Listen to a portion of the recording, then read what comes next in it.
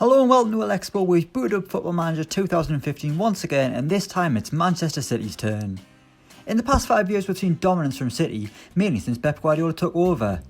They've won it all in England, doing the domestic treble in 2019, but what did Football Manager 2015 predict for them by the year 2020? Well, there weren't quite as many trophies as reality, with Pep Guardiola not actually arriving. While in the real world Manuel Pellegrini left in 2016 to make way for the Spaniard, FM15 has Pellegrini staying at the Etihad until 2019. But in May of that year, the veteran gaffer retired from the game, meaning Man City needed a new boss. He left having won the double in 2017, winning the Premier League and League Cup, his only trophies of the simulation. The Premier League win was dramatic as well, pipping Manchester United to the title by goal difference, just like they did in 2012. But with Pellegrini leaving in May 2019, City needed a replacement, and they brought in none other than Unai Emery, which is a worrying thought considering how his real life spell at Arsenal went. And he was no better in Manchester, losing his job in December 2019, lasting just 189 days in the hot seat. So who replaced Emery?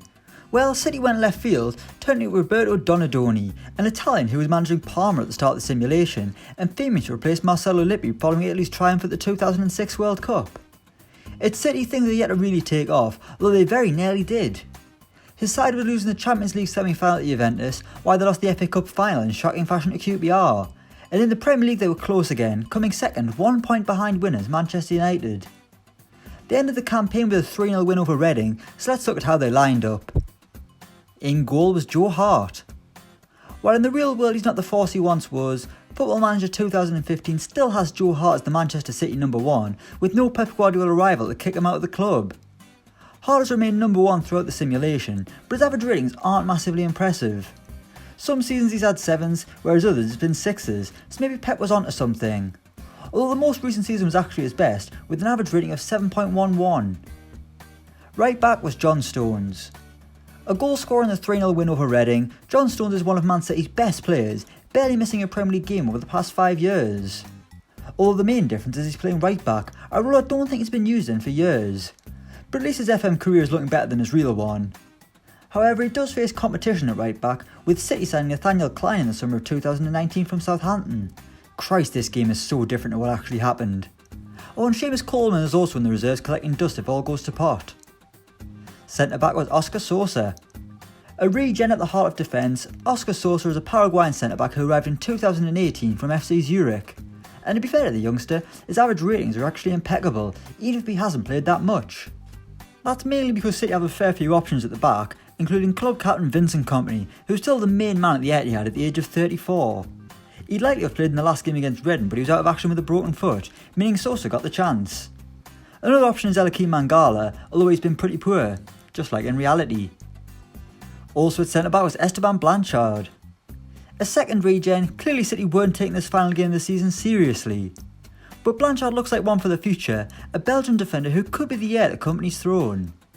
He's just 20 currently, arriving in 2019 for £9 million from Standard Liège. With 24 Premier League appearances in his first season, Blanchard averaged more than a 7 rating, which is pretty good going. I think if we send this to 2030, he'd be the main man at the Etihad. Left back was Jordi Alba. The first big arrival at Man City in this team, Jordi Alba headed to the Premier League in the summer of 2019, leaving Barcelona for 14.25 million, which isn't actually that much really when you consider the calibre of the player.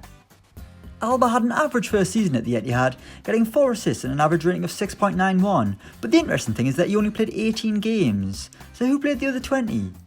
Well, apparently Mangala can play out there, which might explain why they haven't won too many trophies. Holding midfield was Lucas Silva.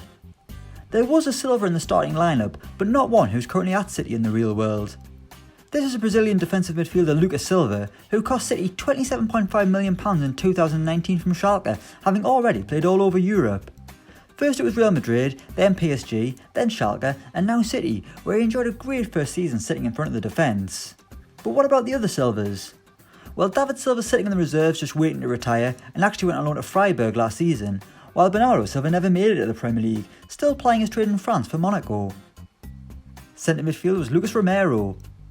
A key player in Manchester City's highest earner on £300,000 a week, Lucas Romero is an integral part of the City side with his ability to dominate the game from midfield, something he's done ever since his £31.5 million move from Sevilla in 2017.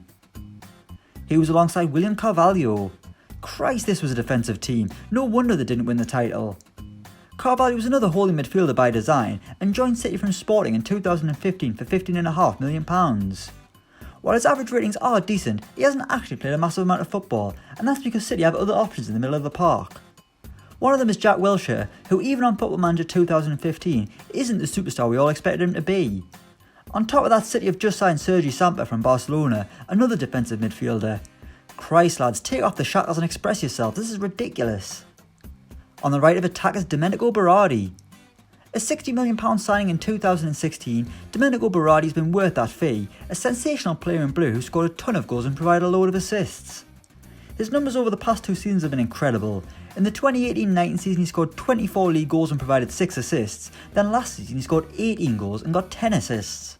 That's why he's one of City's best and most important players, a big reason why January 2020 signing Quincy Promes hasn't played a single minute of Premier League football since he arrived. Another reason why Promes hasn't played is that the incredible Hulk is there too, the Brazilian attacker who dons the number 9 shirt at the Etihad. For all their holding midfielders, City have a plethora of wingers and attackers, so maybe this system isn't as bad as I first thought. They've also got Jared Deulofeu, but the spine is merely there just to make up the numbers. On the left of attack is Julian Brandt. A scorer in the 3-0 win over Reading, this was Julian Brandt's first season in England, and it was certainly one to remember on a personal level for the German winger. He cost £34.5 million from Bayer Leverkusen and he hit the ground running, ending his first season with 14 goals and 10 assists from out wide, stellar numbers which meant he was unrivaled down the left. Kingsley Coman could barely get in the team really, starting a lot of games on the bench, while Sami Nazu's still kicking about too, but he's chilling with David Silva and co in the reserves. And up front was Richero Zivkovic. Our third and final goal scorer in the 3-0 win over Reading, Richero Zivkovic ended the season with 9 goals from 22 appearances, but he hasn't been the main man leading the line at the Etihad during his time in the Premier League. That honour's gone to Sergio Aguero, with the Argentinian superstar still banging them in for City just like he is in the real world. In the 2019-20 season he scored 10 times in 17 appearances, a season that was hit with multiple injuries which hindered his tally. But who else do they have in reserve? You're not going to believe it, it's Newcastle reject Seydou Bloody Doumbia. Proof that there is a thing called too much money in this world.